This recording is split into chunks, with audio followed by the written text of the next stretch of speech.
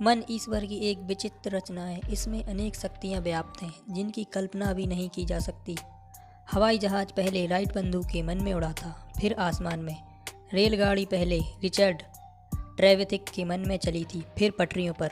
इसी प्रकार रेडियो भी पहले मार्कोनी के मन में बना था और टेलीविज़न भी पहले ग्राहम बेल के मन में बना था। और ऐसे शक्तिशाली मन के आप स्वामी हैं, इसीलिए मनुष्य के लिए कोई भी कार्य असंभव नहीं है। बस ज़रूरत है तो इसे एकाग्र करने की, क्योंकि मन की शक्ति एकाग्रता में है। मन की सारी ऊर्जा को एकाग्रता के साथ किसी एक विचार पर केंद्रित करना ही सम्मोहन है। हमारे योगियों, संत महात्माओं के शाप व वरदान आदि के फलीभूत होने के पीछे का कारण सम्मोहन ही है। लेकिन यह कभी भी स्थिर नहीं रहता, हमेशा गतिमान रहता है और भटकता रहता है। हिप्नोटिज्म सीखने वाले साधकों का मन भी भटकता रहता है। इसमें नई नई शंकाएं उत्पन्न होती हैं, तरह तरह के ख्यालों का जन्म होता है। साधक को इन सवालों का जवाब मिलना बहुत ज़रूरी है ताकि उसका मन एकाग्र हो सके और उसे सम्मोहन विद्या सीखने में कोई बाधा ना आए। ऐसे ही कुछ सवाल और उनके जवाबों पर हम आज के इस वीडियो में डिस्कस करने वाले हैं, जैसे कि क्या सोए हुए किसी व्यक्ति को सम्मोहित किया जा सकता है? क्या सम्मोहन के माध्यम से किसी की गुप्त बातें जान सकते हैं? क्या पृथ्वी पर रहने वाले प्रत्येक मनुष्य को हिप्नोटाइज किया जा सकता है? क्या केवल मंदबुद्धि लोगों को ही हिप्नोटाइज किया जा सकता है? क्या किसी व्यक्ति को हिप्नोटाइज करके उससे अपराध कराए जा सकते हैं? क्या धूम्रपान, मांस, मदिरा लेने वाला व्यक्ति हिप्नोटिज्म सीख सकता है? क्या सम्मोहित हुए व्यक्ति को जागने के बाद याद रहता है कि उसके साथ क्या क्या हुआ?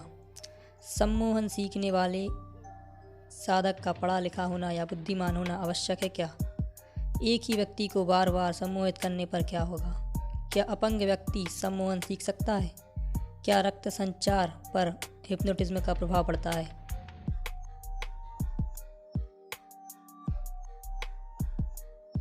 इत्यादि। तो आइए इन्हें विस्तार से समझते हैं।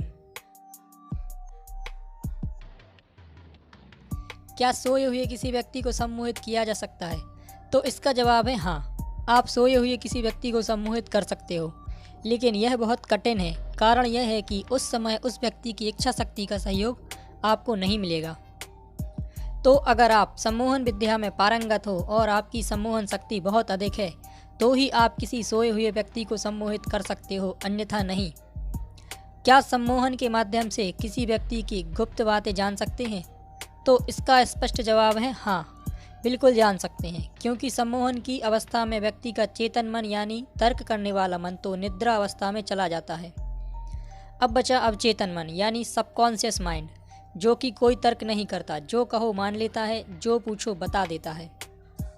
लेकिन सावधान, आप किसी की गुप्त बातें या राज जानकर उसे ब्लैकमेल करने की कोशिश ना करें, यह उचित ना होगा। क्या इस पृथ्वी पर रहने वाले प्रत्येक मनुष्य को हिप्नोटाइज किया जा सकता है? कोई भी व्यक्ति जो मानसिक रूप से पूर्ण स्वस्थ हो, आप उसे हिप्नोटाइज कर सकते हो। लेकिन कोई ऐसा व्यक्ति जो आध्यात्मिक हो, अर्थात लंबे समय से मेडिटेशन व त्राटक का अभ्यास कर रहा हो और पारंगत हो, एवं उसकी मानसिक शक्ति आपकी मानसिक शक्ति से अधिक हो, आप उसे हिप्नोटाइज नहीं कर सकते।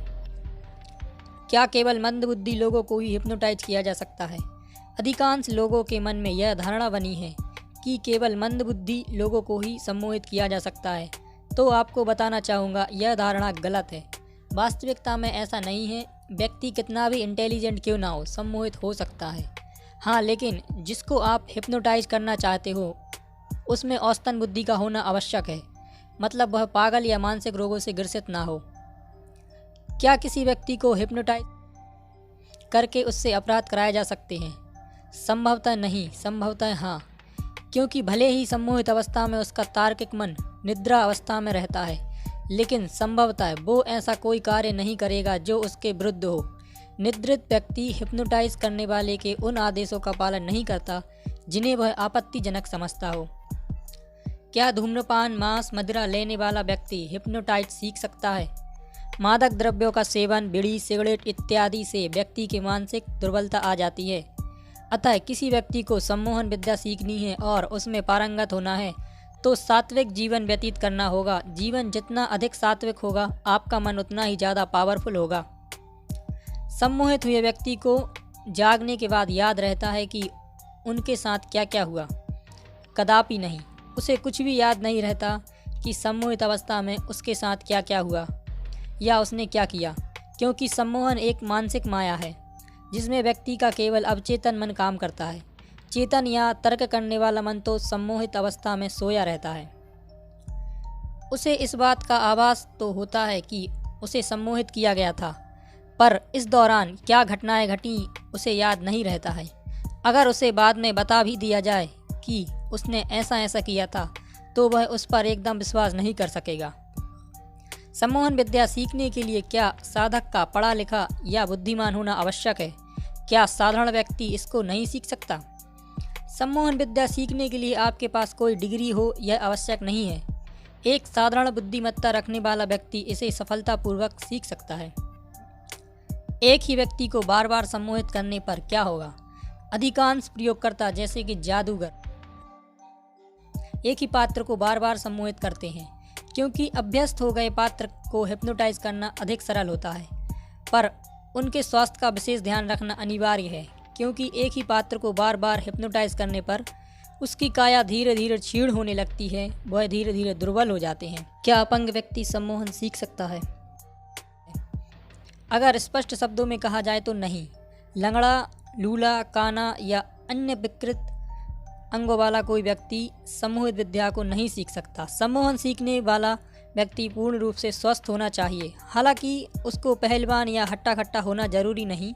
साधारण कटकाली वाला व्यक्ति भी आसानी से सीख सकता है, क्योंकि सम्मोहन एक मानसिक विद्या है, ना कि शारीरिक। क्या रक्त संचार पर हिप्नोटिज्म का प्रभाव पड़ता है? रक्त संचार की समुचित व्यवस्था पर हिप्नोटिज्म का प्रभाव पड़ता है। प्रमुख कारण यह है कि जब व्यक्ति को सम्मोहित कर दिया जाता है तो वह पूर्णतः अवचेतन की दशा में चला जाता है, और अवचेतन की दशा में रक्त संचार की प्रोसेस धीमी रहती है। जब हम नींद में होते हैं तब अवचेतन की दशा में ही होते हैं। जिस प्रकार निद्रा टूटने पर शरीर में स्फूर्ति आ जाती है, ठीक उसी प्रकार सम्मोहन टूटने पर भी शरीर में फुर्ती आती है और रक्त संचार नॉर्मल हो जाता है। क्या सम्मोहित अवस्था में पात्र के साथ फिजिकल रिलेशन बनाए जा सकते हैं? तो इसका स्पष्ट जवाब है नहीं। अगर सही अर्थों में कहा जाए तो यह क्रिया केवल मानसिक अवचेतना उत्पन्न करती है, ना कि शारीरिक। इस कारण जब पात्र की देह के साथ कोई प्रयोग होता है तो सम्मोहन स्वतः ही टूट जाता है। यहाँ पर मैंने केवल वही प्रश्न दिए हैं जिन्हें समय समय पर पूछा गया है। अगर आपके मन में भी कोई शंका या जिज्ञासा हो तो आपका स्वागत है। आप नीचे दिए गए कमेंट बॉक्स में हिप्नोटिज्म के संबंध में कोई भी प्रश्न पूछ सकते हैं। हिप्नोटिज्म एक महान शक्ति है जो निरंतर अभ्यास से प्राप्त होती है, किंतु इस विद्या का सबसे बड़ा शत्रु है वहम। आज बहुत से लोग इस विद्या से घृणा भी करते हैं, परंतु आप ऐसा ना करें, क्योंकि इस विद्या का उपयोग लोगों के कल्याण के लिए किया जाए तो यह एक वरदान है।